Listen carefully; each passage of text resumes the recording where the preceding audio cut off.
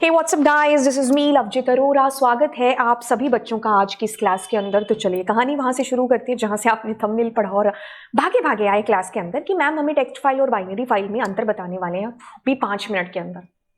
हाँ बिल्कुल, आप सही क्लास में आए। तो चलिए फिर फटाफट 5 मिनट की क्लास को स्टार्ट करते हैं।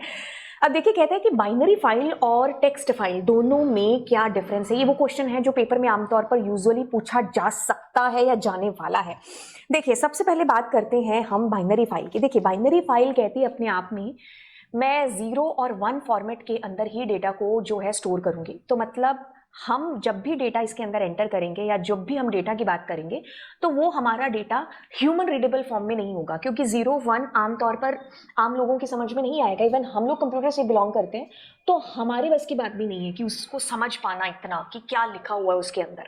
ठीक है, तो ये 0 और 1 इसके अंदर। लेकिन यहाँ पर जो हमारा डेटा है ना टेक्स्ट फाइल के अंदर, वो हम नंबर, करेक्टर, ये सारी चीजें हम डालते हैं जो भी हमारे कीबोर्ड के ऊपर है। ठीक है, चाहे मुझे पोइम लिखनी है या कुछ कैलकुलेशन करनी है, कुछ पैराग्राफ लिखना है, तो मैं टेक्स्ट फाइल के अंदर डेटा आमतौर पर जो भी नंबर, करेक्टर है यूज करते हुए लिखती हूँ। ये मैंने बताया कि भाई नॉन ह्यूमन रीडेबल है। वहीं पर बाइनरी फाइल के मुकाबले जो टेक्स्ट फाइल है that is human readable file, more efficient for storing and reading data as its raw form. जो भी डेटा है वो रॉ फॉर्म की फॉर्म में जाता है। ठीक है, क्योंकि हमें समझ में नहीं आएगा वो 0 1 की फॉर्म में, जिस फॉर्मेट में वो मेमोरी में स्टोर होता है वही फॉर्म रहती है उसकी। इसको कुछ कोड डिकोड नहीं करना पड़ता है। ठीक है, कि आप इसको कन्वर्ट करें पहले, मतलब कन्वर्ट करें ह्यूमन रीडेबल फॉर्म के अंदर, नहीं। उसके लिए हमें एक्स्ट्रा मॉड्यूल्स का इस्तेमाल करना पड़ेगा, जो कि हम बाइनरी फाइल के टाइम पर सीखेंगे भी कि हम कैसे पिकल मॉड्यूल में डंप और लोड फंक्शन का इस्तेमाल करके ये चीज़ कर रहे होते हैं। ठीक है, लेकिन अगर हम फाइल के अंदर के डेटा की बात करें तो दैट इज ह्यूमन रीडेबल नहीं होता है।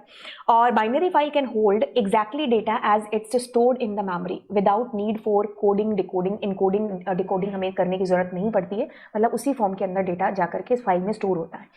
जैसे कि इमेजेस की बात कर लो, आप वीडियोस की बात कर लो, प्रोग्राम्स की बात कर लो, तो ये सारे एग्जांपल्स हैं आपके बाइनरी फाइल्स के। लेकिन वहीं पर हम मैसेजेस की बात कर लें, लॉग फाइल्स की बात कर लें, हम नोट्स की बात कर ले, तो ये सारा डेटा आपका टेक्स्ट के अंदर है जो जाकर के टेक्स्ट फाइल में ह्यूमन रीडेबल फॉर्म के अंदर जाकर के स्टोर होता है। बाइनरी फाइल हमारी इसी वजह से, क्योंकि देखो हमने अपनी बाइनरी फाइल की बात करी तो इसमें जिस फॉर्म के अंदर मेमोरी में डेटा जाकर के स्टोर होगा ना, वही फॉर्म में इसमें डेटा स्टोर होता है, तो इसको कुछ एनकोडिंग, डिकोडिंग करने की जरूरत पड़ती नहीं है। ठीक है, तो इसी वजह से क्या है कि थोड़ा फास्टर काम करता है as comparatively to text file. तो जब हमें बड़े अमाउंट के डेटा के साथ काम करनी है और हम चाहते हैं कि वो डेटा सिक्योर रहे, तो हम बाइनरी फाइल का चुनाव है जो करते हैं। For large amount of data, specially non text data, जैसे कि कोई वीडियोस है या कोई प्रोग्राम्स हैं या कोई इमेजेस हैं, तो उस फॉर्म के डेटा को के चुनाव के लिए हम मतलब बाइनरी फाइल का इस्तेमाल कर रहे होते हैं। Text file are easier to work with and faster for small files when the data needs to be human readable. जब हमें ह्यूमन रीडेबल फॉर्म के अंदर डेटा को देखना है या उसको आगे यूज करना है, तब हम टेक्स्ट फाइल का इस्तेमाल कर रहे होते हैं। तो छोटे लेवल की फाइल्स हैं, जैसे मुझे ज़्यादा बड़े फाइल के साथ काम नहीं करना है, तो हम इसको यूज करेंगे, किसको, हमारी टेक्स्ट फाइल को। तो बाकी आपने PDF फाइल देखी होगी, आपने इमेजेस, वीडियो फॉर्म की फाइल जो भी आपने देखी होगी, वो सारी हमारी बाइनरी फाइल के फॉर्मेट के अंदर ही होती है।